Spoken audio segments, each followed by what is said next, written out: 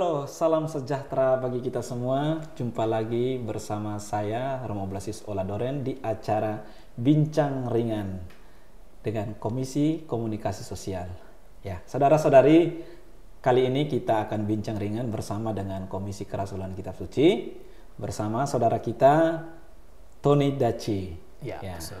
Selamat datang Tony di acara bincang kita ini ya. Terima kasih, Pastor. Nah, saudara-saudari yang terkasih, hari ini kita akan bincang-bincang sedikit tentang Kitab Suci, karena memang bahwa bulan Kitab Suci ini Gereja Katolik menghususkan bagi kita untuk mendalami Kitab Suci. Maka bersama dengan Bang Antoni Daci dari Komisi Kerasulan Kitab Suci, kita akan membahas sedikit apa yang telah mereka kerjakan, mereka persiapkan untuk umat di Keuskupan Agung Medan. Nah, Bang Antoni, kira-kira BKSN tahun 2023 ini bagaimana Komisi Kerasulan Kitab Suci mendesain menjadi satu tema untuk kita dalami sehingga umat Katolik diajak untuk mendekatkan diri dengan Kitab Suci. Terima kasih, Pastor. Dan juga terima kasih kepada Komsoskam yang sudah mengundang kami dalam sosialisasi, bisa dikatakan, tentang tema Bulan Kitab Suci Nasional Keuskupan Agung Medan tahun 2023 ini. Ya, saya atau kami di Komisi Kerasulan Kitab Suci Keuskupan Agung Medan dipimpin oleh Suster Petronella, juga satu orang lagi, Saudara Omri. Sekarang kami bertiga sebagai tim di Komisi Kerasulan Kitab Suci Keuskupan Agung Medan. Namun, Pastor, dalam penyusunan tema BKSN tahun 2023 ini, tentu tidak hanya kami bertiga yang menyusun dan juga menyelesaikan serta mensosialisasikan tema tahun ini. Kalau tadi Pastor menanyakan bagaimana hingga akhirnya komisi menetapkan tema, tentu ada tim yang bersama komisi menyusun serta menetapkan tema tahun 2023. Terutama penetapannya karena bersumber dari fokus pastoral Keuskupan Agung Medan tahun 2023, yakni umat Katolik bersekutu. Lalu dari pastor pendamping, Pastor Joseph beserta tim mengusulkan kami menambahkan 2 kata atau 3 kata seturut sabda Allah. Maka umat Katolik bersekutu seturut sabda Allah menjadi tema BKSN tahun 2023 Keuskupan Agung Medan. Ya, coba ya Bang Antoni saya lihat. Wah, Bapak Ibu saudara-saudari, menarik ya. Ini bahan pendalaman untuk BKSN 2023 di Keuskupan Agung Medan ini. Temanya umat Katolik bersekutu seturut sabda Allah ya. Komisi Kerasulan telah mendesainnya dan sudah dan sedang berjalan ya, Bang Antoni. Betul sekali, Pastor. Nah, kira-kira seturut sabda Allah apa yang diambil untuk didalami dalam kaitan dengan tema umat Katolik bersekutu ini, Bang Antoni? Kira-kira kan dikatakan seturut sabda Allah ya. Sabda Allah ini kan kitab suci kita banyak ya.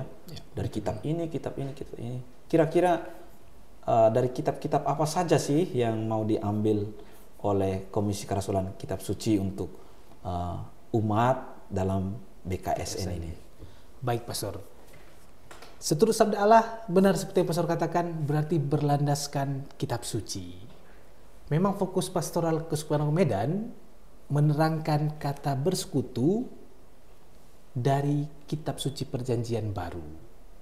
Tapi khusus BKSN tahun ini, Komisi Kerasulan Kitab Suci Keuskupan Agung Medan menggunakan kitab-kitab Deuterokanonika agar dapat memaknai bahkan sampai menghidupi arti persekutuan. Maka seturut sabda Allah yang kami maksudkan adalah seturut kitab-kitab Deuterokanonika. Oke, Bang Antoni, menarik lagi ya. Seturut kitab-kitab Deuterokanonika, Bapak Ibu saudara-saudari, ini menjadi ciri khas kalau kita perhatikan ya. Kalau kita bandingkan beberapa kitab suci atau Alkitab, ciri khas Alkitab Gereja Katolik adalah ada Deuterokanonika. Nah, kali ini Kuskupan Agung Medan mengambil kitab-kitab Deuterokanonika untuk didalami dalam BKSN 2023 ini. Nah, bagaimana Bang Antoni kira-kira menerangkan kepada kami semua terkait dengan Deuterokanonika ya, sekurang-kurangnya supaya umat ini paham dan semakin mencintai kitab suci dan mendalami kitab-kitab Deuterokanonika ini menjadi ciri khas. Nah, selain ciri khas kita ya, selain tanda salib, membuat tanda salib ini kan ciri khas Katolik. Nah, kitab suci juga ada ciri khasnya Bapak Ibu Saudara-saudara. Jadi jangan salah kalau kita ini harus tahu juga seperti apa kitab-kitab Deuterokanonika dan mengapa kitab-kitab Deuterokanonika ini menjadi ciri khas gereja Katolik. Gereja yang lain kan tidak ada Deuterokanonika. Nah, Bang Antoni kira-kira bisa bagikan kepada kami semua. Baik, terima kasih Pastor. Saya menangkap pertama tentu kenapa harus Deuterokanonika. Iya. Ya kan Pastor? Kurang lebih ada 3 poin yang bisa kami bagikan mengapa untuk tema BKSN tahun 2023 ini berlandaskan Deuterokanonika. Yang pertama Pastor, sebelum saya tadi Pastor minta untuk menerangkan sedikit apa itu Deuterokanonika, sebelum ke situ saya ingin menyampaikan mengapa harus menggunakan kitab Deuterokanonika sebagai landasan untuk BKSN tahun 2023 Kuskupan Agung Medan. Pertama Pastor, karena kitab suci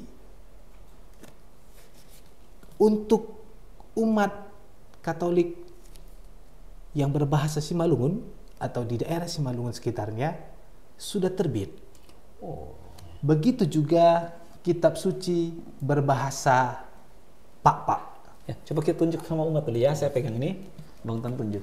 Nah, kita tunjuk sama umat. Nah, ini Bapak Ibu Saudara-saudari umat beriman di Kuskupan Agung Medan sudah terbit buku nama pasing Deuterokanonika. Nah, ya yang berbahasa Simalungun jangan lupa membeli kitab suci Katolik ya. Sudah ada terbitan bahasa Simalungun untuk umat Katolik Simalungun. Nah, ini silakan Bang. Ini kitab suci untuk Pak-Pak atau yang berbahasa Pak-Pak. Iya. Kitab suci Katolik berbahasa Pak-Pak. Iya. Maka alasan pertama, kedua kitab suci ini sudah terbit. Tim penerjemah yang diterjemahkan, yang diketuai oleh Suster Petronella sebagai Ketua Komisi Kerasulan Kitab Suci, beserta para pastor penerjemah yang lain,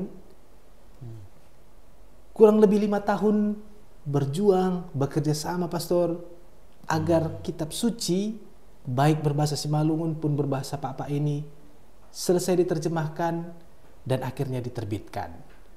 Kembali, apa yang diterjemahkan? Yang diterjemahkan adalah kitab-kitab Deuterokanonika. Jadi, suster beserta tim tidak menerjemahkan dari kitab Kejadian sampai selesai kitab sucinya, tetapi hanya menerjemahkan Deuterokanonika ke dalam bahasa Simalungun dan Pak-Pak. Itulah menjadi alasan pertama. Kenapa menjadi alasan pertama? Karena sudah bertahun-tahun, bahkan bisa dikatakan berpuluh-puluh tahun, umat Katolik yang ada di Simalungun maupun umat Katolik yang ada di daerah Pak-Pak tidak mempunyai kitab suci Katolik.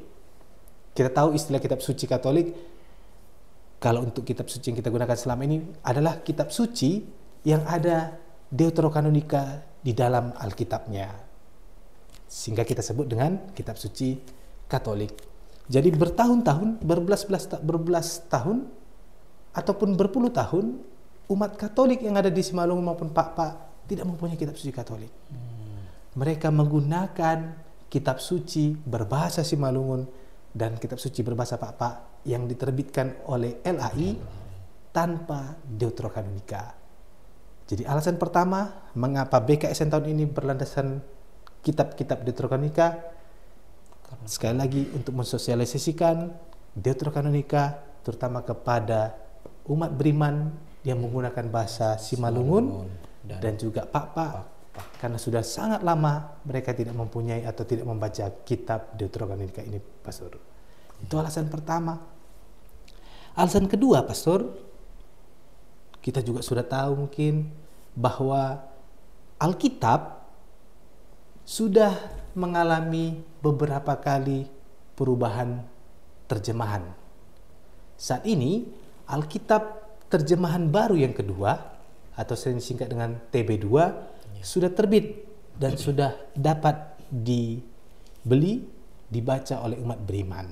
Ya, sebentar Bang Ton. Iya. Oh, menarik sampulnya ya. Berarti sampulnya seperti ini untuk terjemahannya. Ya. Iya, maksudnya ini berbahasa Indonesia. Berbahasa Indonesia. Jadi ini Bapak Ibu terjemahan baru Alkitab Deuterokanonika, Alkitab Katolik ya.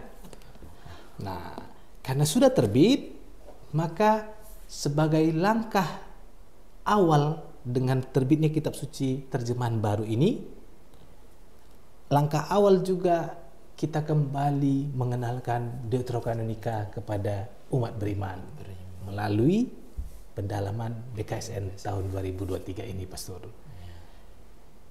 Lalu juga alasan ketiga mungkin dan menjadi ya bisa dikatakan puncak seperti yang Pastor katakan tadi, bahwa kitab-kitab Deuterokanonika merupakan kitab-kitab khas dan khusus dari agama Katolik yang tidak dimiliki dan tidak diakui oleh dua agama lain, baik itu agama Yahudi maupun Protestan.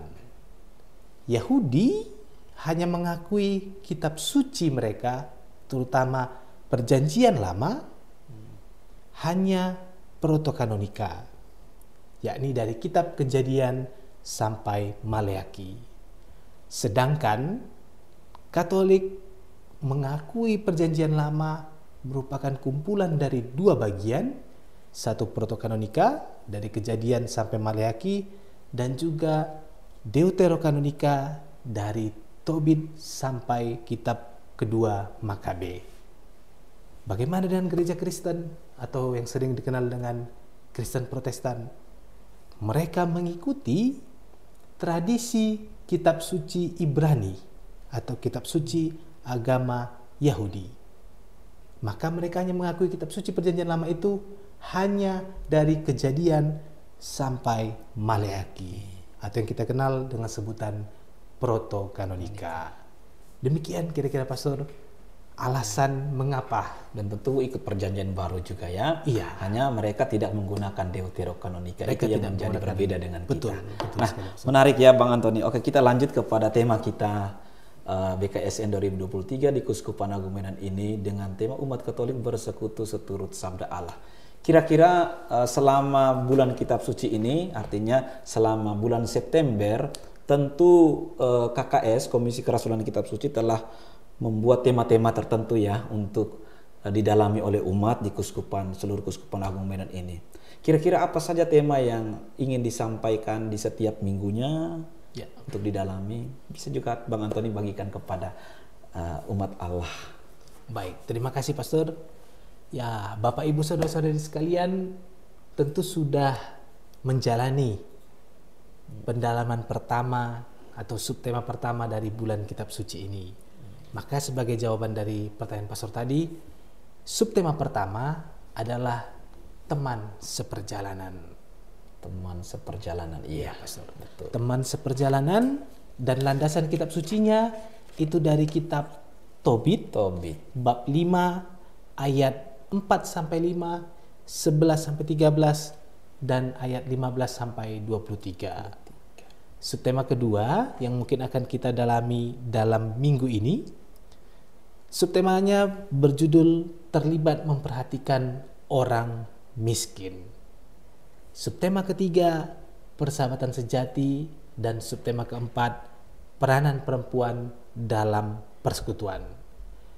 Baik subtema kedua dan ketiga sama-sama berlandaskan dari kitab Sirak, hanya babnya berbeda, dan subtema keempat yakni peranan perempuan dalam persekutuan ini berlandaskan dari kitab Yudit bab 9 ayat 32 sampai 34 dan ayat 13 bab 13 ayat 18 sampai 20. Iya, menarik ya Bang Antoni. Terima kasih telah membagikan kepada kami tema BKSN 2023 untuk Keuskupan Agung Medan, umat Katolik bersekutu seturut sabda Allah.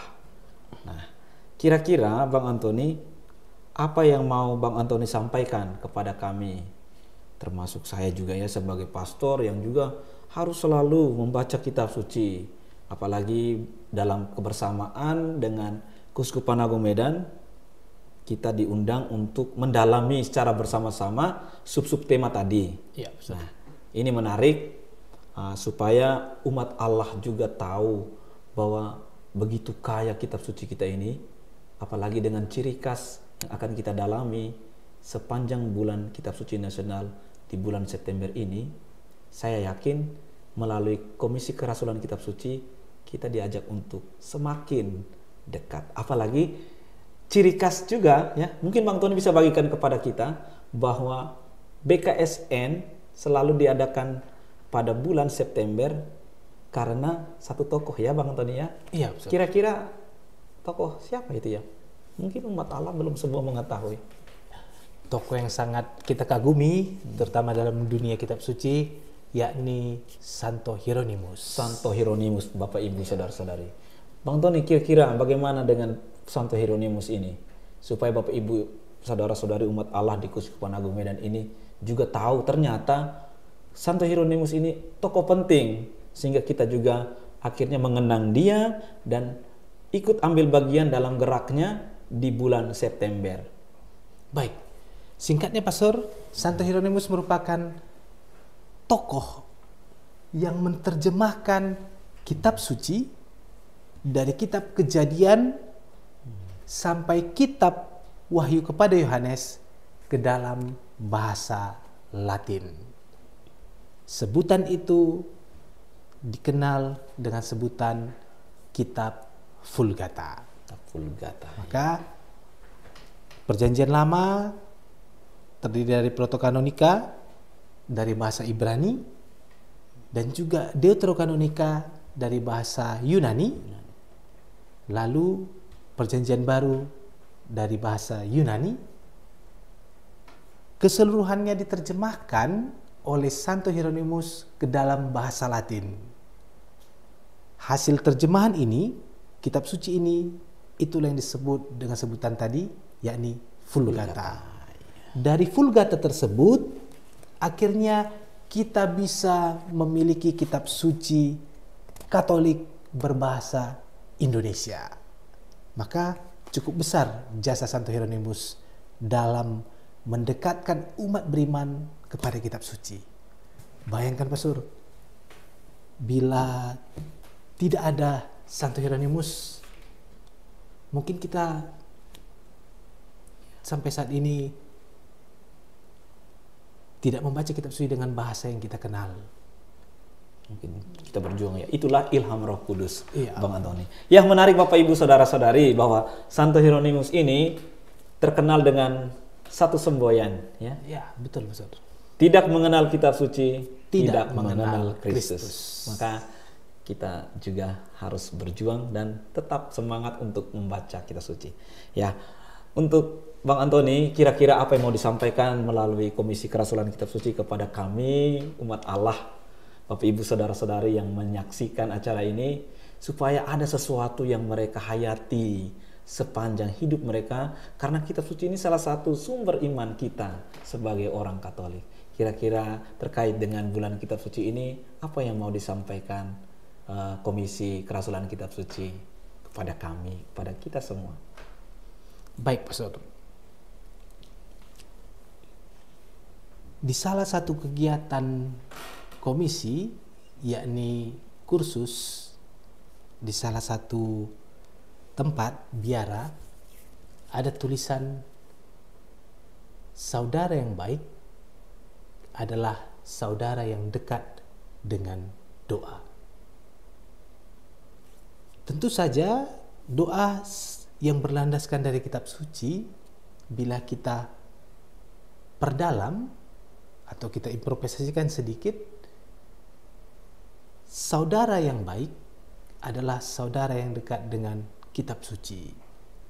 Maka agar kita bisa menjadi saudara yang baik bagi saudara kita, agar kita bisa menjadi orang tua yang baik bagi anak-anak kita, atau agar kita bisa menjadi umat yang baik bagi Tuhan, tentunya kita harus dekat dengan kitab suci. Seperti yang pastor katakan tadi, tidak mengenal kitab suci berarti tidak mengenal Kristus. Ya. Karena dari sinilah kita bisa mengetahui bagaimana karya penyelamatan Allah, mulai dari pengalaman umat beriman Yahudi atas keadaan Allah, hingga akhirnya tergenapi dalam pribadi Yesus Kristus yang kita akui dan imani sebagai Tuhan. Kalau kita tidak mengenal kitab suci, tentu kita tidak dapat melihat dan mengetahui alurnya. Salah satu kekhasan gereja Katolik kan Pastor, tidak menerima mentah iman itu. Betul. Makanya kalau di STFT ada semboyan fides et ratio kan Pastor. Bahwa iman bisa kita perkaya, bisa semakin kita imani dengan bantuan rasio kita. Maka tuntunan kitab suci, bila kita baca dengan rasio dan iman, akan semakin memperkenalkan kita, mendekatkan kita bagaimana pribadi Yesus Kristus yang sebenarnya. Kembali ke BKSN, seperti yang pastor katakan tadi, bersekutu. Kalau fokus pastoral Keuskupan Agung Medan berlandaskan dari kitab Perjanjian Baru, BKSN ini berlandaskan dari kitab Deuterokanonika. Mengapa? Pertama, agar umat mulai membaca atau membolak-balik kitab-kitab Deuterokanonika. Ya. Seperti subtema pertama, teman seperjalanan. Dari subtema pertama ini, kita bisa membaca dari kitab Tobit, bab 5. Dari subtema pertama ini, diharapkan kita sebagai umat beriman yang melakukan pendalaman subtema pertama, mampu memahami, mampu memaknai apa arti persekutuan. Bahwa bersekutu tidak hanya sebagai teman, berjalan bersama teman, tetapi teman seperjalanan yang berarti aktif, saling memberi dan membagi satu sama lain. Maka persekutuan atau koinonia berlandaskan kitab Tobit yang ingin disampaikan oleh komisi dalam pendalaman ini, persekutuan kita maknai sebagai teman seperjalanan yang aktif, saling meyakinkan, meneguhkan, dan memberi satu sama lain. Dari kitab Tobit ini atau dari subtema pertama ini, umat beriman akan melihat ternyata sangat indah arti persekutuan, dan juga lebih dalam lagi ternyata sangat indah kitab Tobit yang mungkin selama ini tidak pernah dibaca. Subtema kedua ini berlandaskan kitab Yesus bin Sirak, atau bisa dikenal dengan sebutan Book of Ben Sira. Kitab ini disebut juga dengan sebutan Ecclesiasticus atau kitab-kitab gereja. Apa yang mau disimpulkan dari situ, Pastor? Bahwa kitab Sirak berisikan Taurat, berlandaskan nabi-nabi, tapi diungkapkan dengan gaya kebijaksanaan. Maka melalui subtema kedua ini, kita yang mendalami BKSN tahun 2023 ini, kita akhirnya sampai pada kepekaan, kesadaran agar kita terlibat memperhatikan orang miskin. Khusus Yesus bin Sirak bab 3 ini, terutama Yesus bin Sirak ini ingin mengatakan bahwa orang miskin yang dimaksud tidak hanya orang miskin dalam konsep pemikiran banyak orang, yakni tidak punya uang, tetapi orang miskin yang dimaksud adalah orang-orang yang membutuhkan. Maka bisa diartikan sebagai secara sederhana, terlibat memperhatikan orang miskin itu bisa juga berarti terlibat memperhatikan orang-orang yang membutuhkan. Membutuhkan apa? Banyak hal. Karena orang yang membutuhkan adalah orang yang berkekurangan. Maka kita sebagai orang yang bisa memberi kepada orang yang berkekurangan, diharapkan melalui pendalam subtema kedua ini kita terlibat aktif. Juga dalam subtema kedua ini, penulis Yesus bin Sirak tidak ingin mengutuk orang kaya. Jadi supaya tidak salah paham kan Pastor kan? Iya, betul. Dipikir, oh berarti ayo kita sama-sama jadi miskin. Tidak mengutuk orang kaya, hanya memberi saran atau mengingatkan orang yang punya sumber daya agar tidak melupakan orang-orang yang membutuhkan. Jadi alurnya tadi Pastor, menjadi teman seperjalanan. Setelah kita memaknai persekutuan dalam subtema pertama, akhirnya kita naik, mampu terlibat memperhatikan orang miskin atau orang yang membutuhkan. Pada subtema ketiga, persahabatan sejati, setelah kita terlibat memperhatikan orang yang membutuhkan atau orang miskin, akhirnya kita mampu menjalin persahabatan yang sejati, baik di intern gereja maupun di ekstern, di luar gereja. Ketiga tingkat tersebut diharapkan mampu membentuk umat beriman, secara khusus umat beriman di Kusuma Medan, menjadi sebuah persekutuan. Akhirnya ditutup dengan subtema keempat, peranan perempuan dalam persekutuan, dicontohkan dengan sosok atau tokoh Yudit. Iya.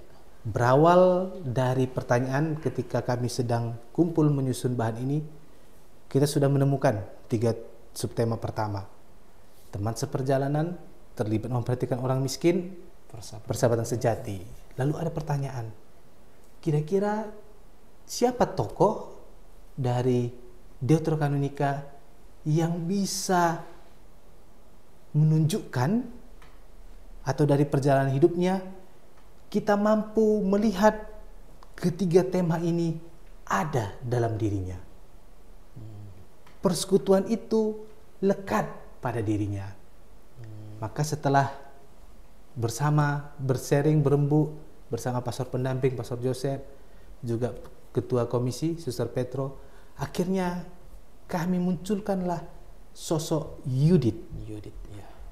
Seorang perempuan yang pada saat itu status sosialnya sangat rendah. Melalui subtema keempat ini, secara singkat kita akan melihat bagaimana Yudit mampu keluar akhirnya menuju perkemahan musuh, dan dengan bantuan Allah ditambah dengan kebijaksanaannya, dia mampu menyelamatkan bangsa Israel dari kepungan pasukan Panglima Besar Holofernes.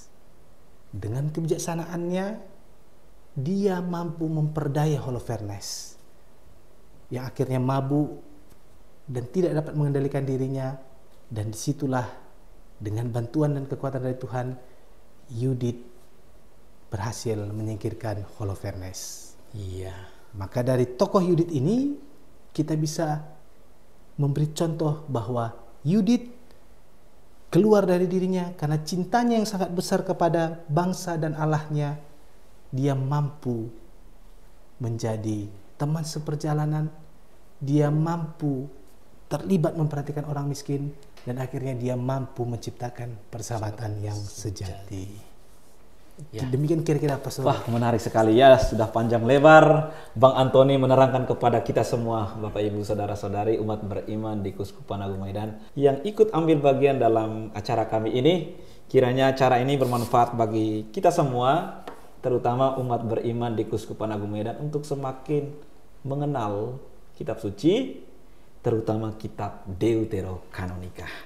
Nah, ya, bincang-bincang kita kali ini kita cukupkan dulu ya Bang Antoni. Oke, tentu kitab suci kita tetap kaya, dan saya yakin Bapak Ibu juga akan semakin mencintai kitab suci. Sampai jumpa di episode selanjutnya. Tuhan memberkati. Terima kasih Bang Antoni. Terima kasih Mas Nur. Iya.